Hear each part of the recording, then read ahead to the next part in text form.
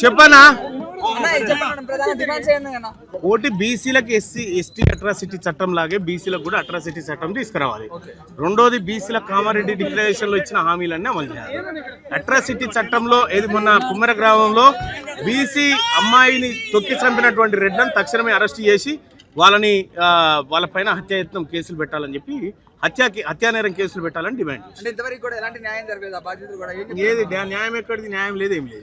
కాంగ్రెస్ వాళ్ళు కొంతమంది తల్లి కూతుర్ని చంపింది దీని వెనక కేటీఆర్ ఉన్నారని చెప్పి మాట్లాడుతున్నారు. దీని ఎలా చూస్తుంది మరి? కాంగ్రెస్ పార్టీ వాళ్ళకు కళ్ళు నెత్తికెక్కి మాట్లాడుతున్నారు. ఏ బిడ్డన్నా చంపుకుంటుందా?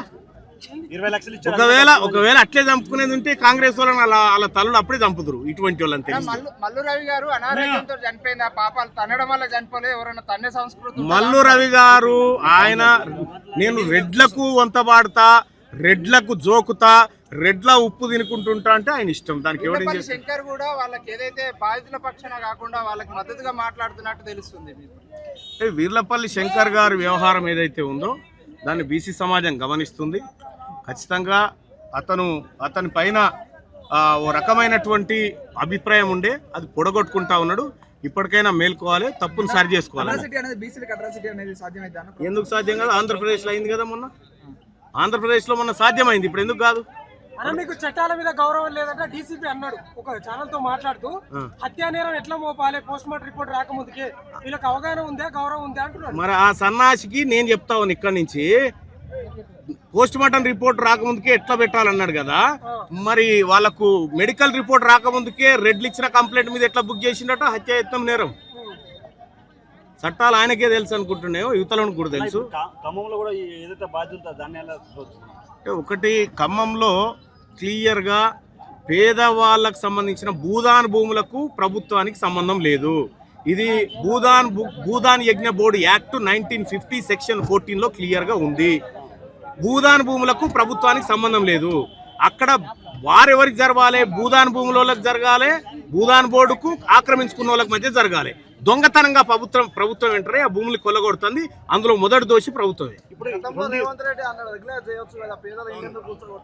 రేవంత్ రెడ్డి నోరాపేండ తట్టనా అది. ఇప్పటికీ 2 విషయాల మీద ఎలాంటి స్పందన లేదు రేవంత్ రెడ్డి. ఒక రాష్ట్రానికి ముఖ్యమంత్రి ఆయనకు కావాల్సింది వేరే. ఆయనకు అంత సినిమా లేదు, సీను లేదు, అతనికి దాని పట్ల అవగాహన లేదు. అతనికి ఉన్నదల్లా అతని దగ్గర ఉన్నటువంటి 7 శాఖలు.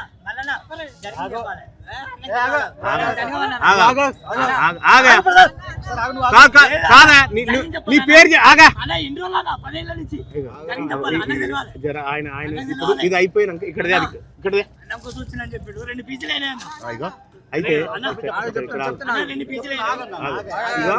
ఇక్కడ ఆయనతో తీసుకో మాట్లాడని వాళ్ళంతా గౌరవంగా అడుగుతా ఉంటే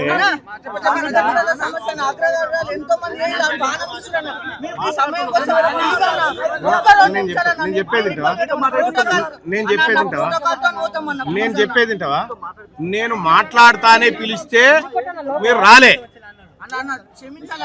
నాకెట తెలుస్తుందా? నేను అదే కావచ్చు కానీ నేను హామీ ఇస్తా ఉన్నా, నాది బాధ్యత. గిలా అయిపోయి మాట్లాడతా.